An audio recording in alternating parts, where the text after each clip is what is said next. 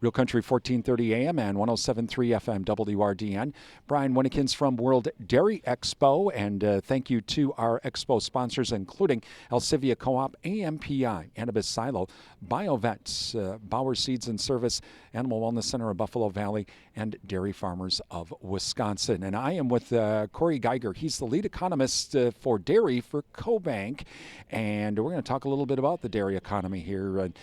What's been happening and what might be coming down the line. And Cory, thanks for joining us. Well, first, at least for the first 3 quarters of 2024, it's been kind of interesting to say the least with the dairy economy, higher inputs, some of these lower prices. But it seems like things starting in August started to change a little bit. Yeah, quite a few things actually started to change now. If you're a dairy farmer, the crop prices, or a livestock producer, for corn and soybeans that are being harvested, the lower prices are a blessing. It will have lower feed costs, the lowest feed costs here for the first time in 5 years. If you're a crop farmer, that's not necessarily a good thing, but the margins to produce milk are greatly improved. And the other thing is milk supplies are tight right now, not only in the U.S. but in Europe as well.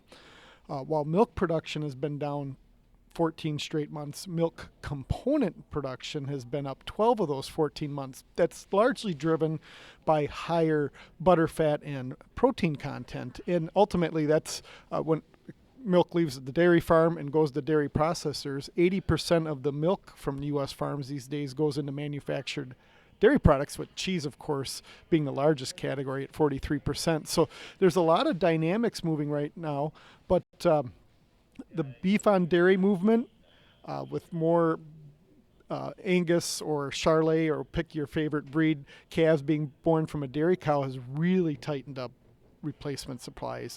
Heifer replacements are at a 20-year low. So even though the market is demanding more milk right now, this is biological, right? 9 months to make a calf, and then 2 more months, or 2 more years to raise her, of course. And so we're going to have tight replacement numbers here all the way through late 2026, 2027. So the ability to raise milk production as a nation is going to be a bit of a challenge right now. So unique times. So let's talk about that dairy on beef. I've talked with Mike North a little bit about this, and he's like, it's all going to be for that dairy farmer. What are they seeing in the future? If they think this dairy thing isn't really going to go very well, they're going to not do the replacements and go heavy to beef. But if they look at it from a standpoint, wow, we're going to have lower replacements, so I might go stay more on the milk side than on the beef side.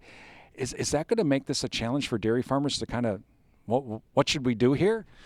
Well, I think now, for the first time in my lifetime, if you're a dairy man or dairy woman, you're really going to have to look at, where am I going to be 3 to 5 years from now, and make your own plan.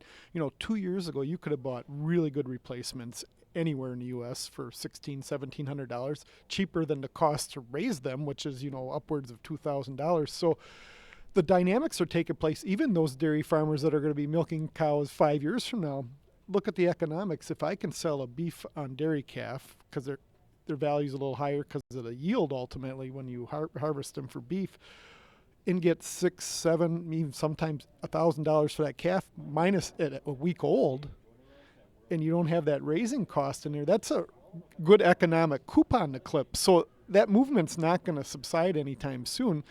But we're going to have that juggling and ebb and flow. Like, if you're expanding or want to grow, you're going to have to have a plan in place for really the first time in our generation to have enough replacements on your dairy farm.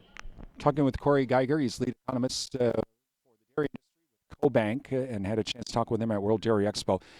Let's flip this. Okay, I'm going to use Brian's dairy farm.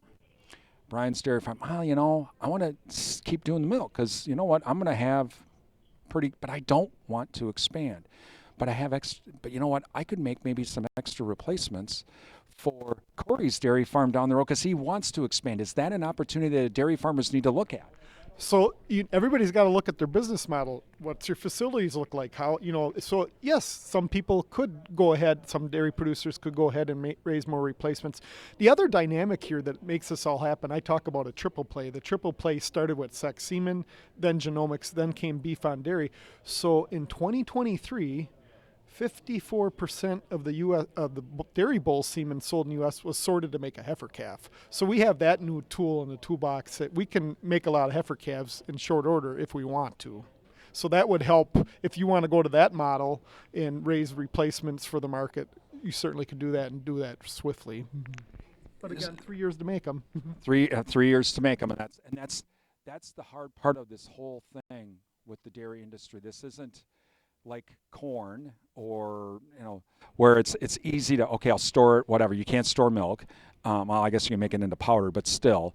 But these market signals, by the time I might get in on it, kind of like even with alfalfa hay, by the time I might get on it and it's ready to go to harvest all of this or to have these cows come online, I might be looking at $10 milk and or hay prices at a buck a ton, and I missed out because it took so long to ramp up. Yeah, you're really making a 2.5 to 3 year projection, but right now we know, biologically speaking, the supply is that limited, so it's somewhat of a safe bet. But I'd still have my cost of productions figured out if I'm going to make that extra supply, because you got to be able to sell them later on.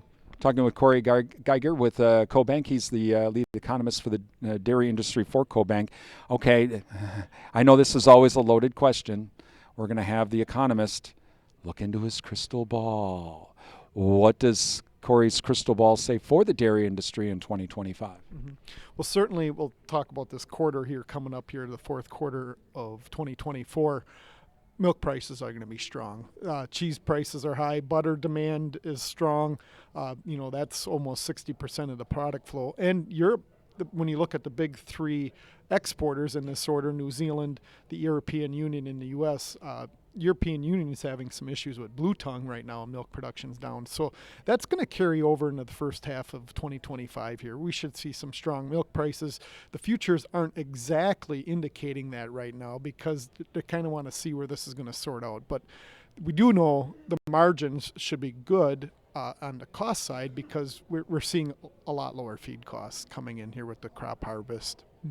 And then, I granted 2025, that first quarter, it's always kind of a downer after the holiday high of the fourth quarter. But going farther into 2025, I mean, is it still kind of cloudy, or because of all of these supply side issues, we may see at least steady milk prices? Mm-hmm. The supply side issues are going to stay in place fundamentally in 2025.